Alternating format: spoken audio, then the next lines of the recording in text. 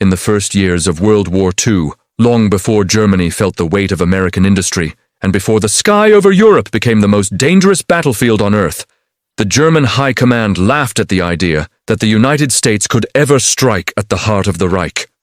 To them, American bombers were lumbering giants, slow, unsophisticated, mechanically fragile, piloted by inexperienced crews who lacked the discipline of German aviators.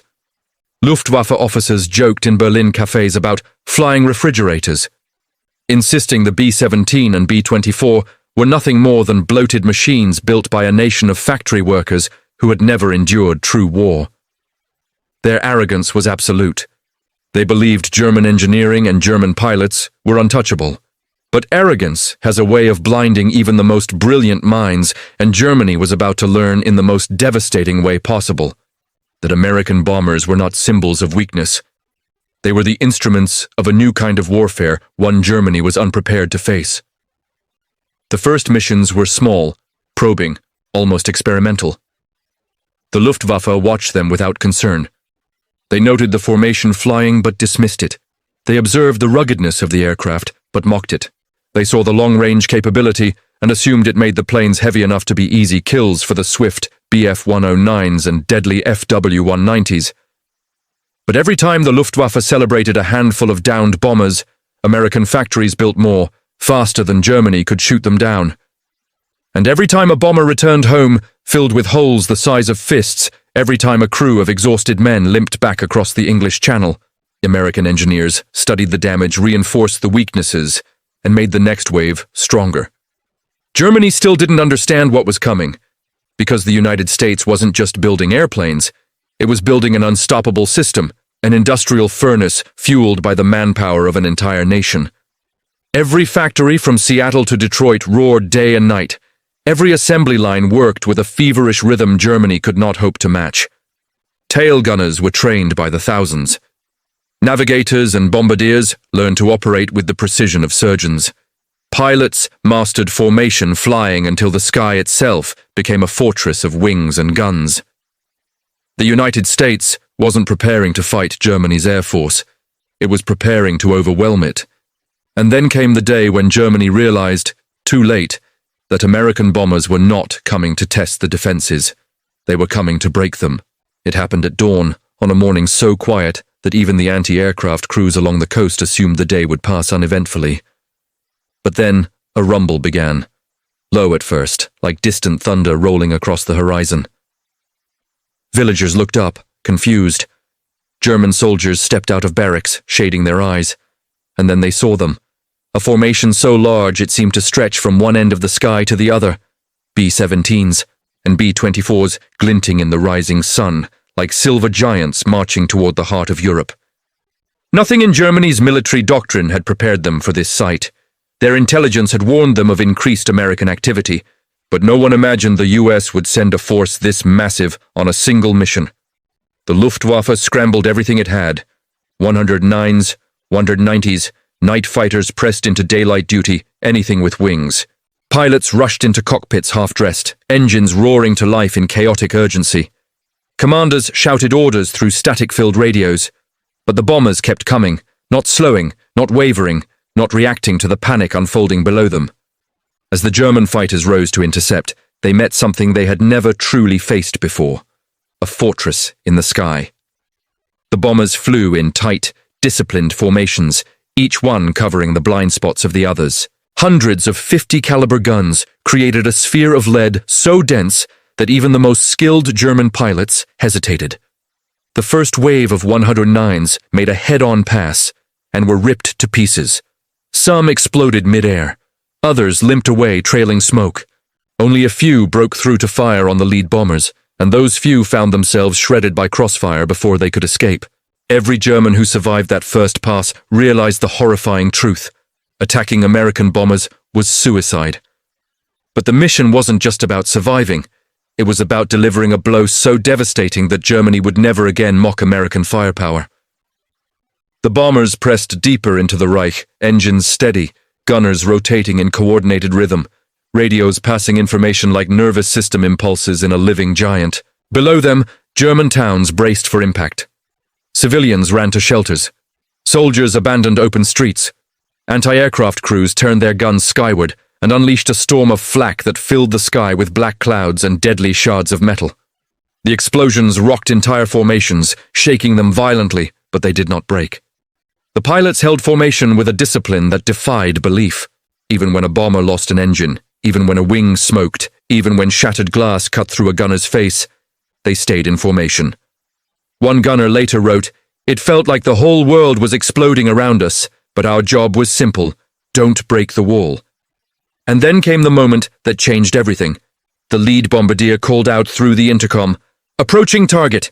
Below them stood a city the Germans believed untouchable, a center of production, a symbol of the Reich's power, a place their propaganda insisted could never fall, protected by fighters, by flak, by distance, by the sheer confidence of the German people. The bomb bay doors opened. For a brief second, there was silence, an unnatural, suspended moment where even the Luftwaffe pilots circling helplessly seemed to hold their breath. Then the bombs fell.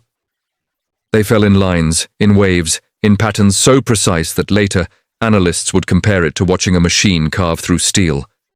Entire blocks vanished in columns of fire. Factories crumpled like paper. Rail stations erupted in shockwaves that threw locomotives off their tracks. Oil reserves ignited into black pillars that turned morning into night. German soldiers who had mocked the idea of American strategic bombing now watched in horror as their city was erased in minutes. One Luftwaffe officer, who had boasted days earlier that American bombers will never touch German soil, wrote in his diary after witnessing the attack, "The sky was full of them. There was nothing we could do. When the bombers turned for home, they left behind a scene so devastating that even Hitler's propaganda machine struggled to explain it. Germany had mocked American bombers. But on that day, one squadron, one mission, one demonstration of industrial might and unshakable discipline proved how wrong they were, and the Reich would never forget it." As the bomber stream pulled away from the burning city, the German pilots who survived the interception circled helplessly, watching the devastation unfold with a sickening realization. The United States had crossed a threshold. This was no longer a distant industrial nation sending occasional raids from the safety of the British Isles. This was a force capable of erasing Germany's most valuable cities in a single day, and there was nothing the Luftwaffe could do to stop it. The scale of destruction was unlike anything Germany had witnessed before from the air. Fires spread uncontrollably through neighborhoods, turning streets into tunnels of smoke and flame. Warehouses collapsed as their steel skeletons melted under the heat. Munitions stored in factory yards detonated in chain reactions that shook the ground like earthquakes. German firefighters, overwhelmed and choking on smoke, abandoned entire districts because the flames were too intense, too widespread, too synchronized. Civilians who once dismissed Allied air power as a nuisance now realized their government had lied to them. Mothers clutched their children beneath clouds of black soot that rained from the sky. Soldiers covered their faces with torn shirts as they searched for survivors among rubble that had been buildings hours before. The Reich's confidence evaporated with every collapsing structure. But the bombing itself was not the part that terrified German command the most. What terrified them was how the Americans did it. The mission had been executed with a level of precision, coordination, and fearlessness that surpassed anything the Luftwaffe believed possible. They watched bombers fly through flak storms that would have broken any other nation's formations. They witnessed gunners fend off fighters with disciplined bursts of fire that turned deadly traps into failed attacks. And they saw the bombers leave German airspace in perfect formation, wounded, scorched, shattered in places, but unbroken. German officers asked themselves questions they never expected to ask. How had the Americans learned to fly like this? How had they built so many bombers so quickly? How had they trained crews to operate with such relentless efficiency? And the most disturbing question of all, how many more bomber streams like this were coming? The answer arrived faster than anyone expected. Within days, another American squadron took to the skies. Then another and another. German radar operators began hearing the same low rumble again and again, a sound that once symbolized distant thunder, but now became synonymous with fear.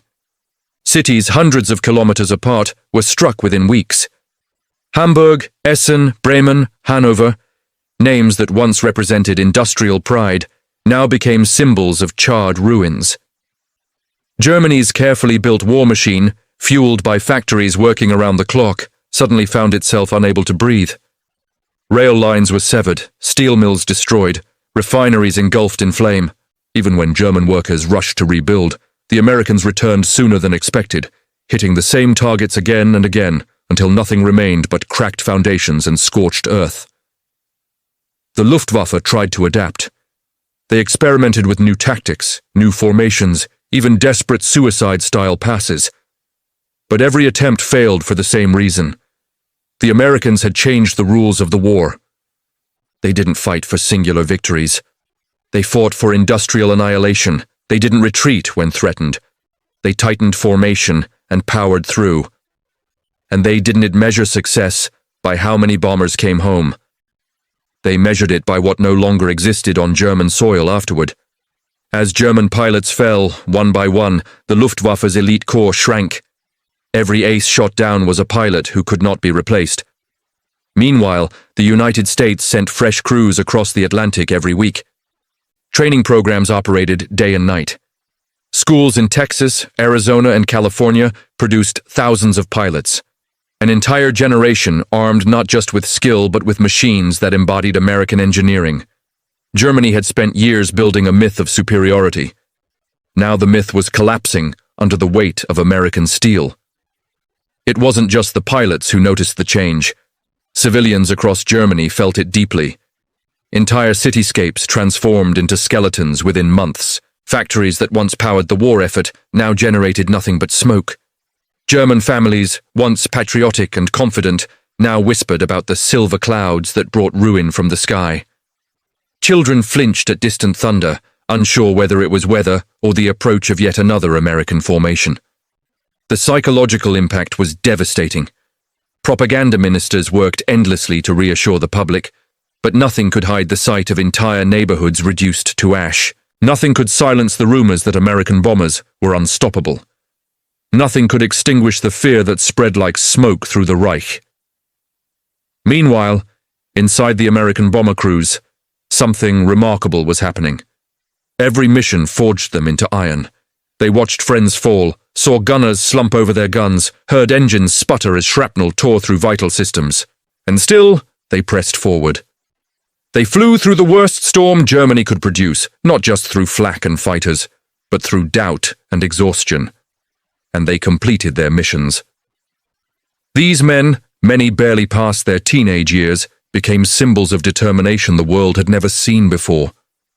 When a bomber limped home with half a tail missing, with engines on fire, with crew members wounded or gone, it became a testament to something the Axis could never understand: American resolve.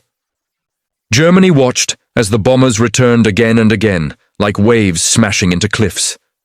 The Reich threw everything it had into the sky, its fastest fighters, its most experienced pilots, its most advanced anti-aircraft guns. But nothing stopped the tide. Every new defensive solution Germany invented, America countered. When Germany reinforced its refineries with massive flak towers, the bombers returned with new tactics. When fighters swarmed the lead elements, escort fighters, P-47s and later the legendary P-51s, swept in like hawks diving on prey. When Germany hid factories underground, the Americans mapped the entrances and destroyed them anyway. It was industrial warfare at its most brutal, and Germany was on the losing side of mathematics. The day Germany realized this was the day its fate was sealed. As yet another bomber stream crossed the sky, a German officer stood atop an anti-aircraft tower overlooking a burning city. He watched the formation disappear into the distance and whispered the words that historians would later record as symbolic of the Reich's downfall. If this is only one squadron, how many more do they have? The answer, hundreds, was a truth Germany could no longer overcome. From that point on, the Reich existed on borrowed time. The bombers had done more than destroy buildings. They had destroyed Germany's belief in victory. The same nation that once mocked American air power now lived in terror of it. Pilots dreaded the next mission. Civilians dreaded the next siren. Commanders dreaded the next briefing, and through it all, the United States grew stronger, more organized, more relentless. Germany mocked American bombers. But in the end, it was those bombers, those formations of silver giants cutting through black smoke, that erased the Reich's hope of winning the war. One squadron at a time.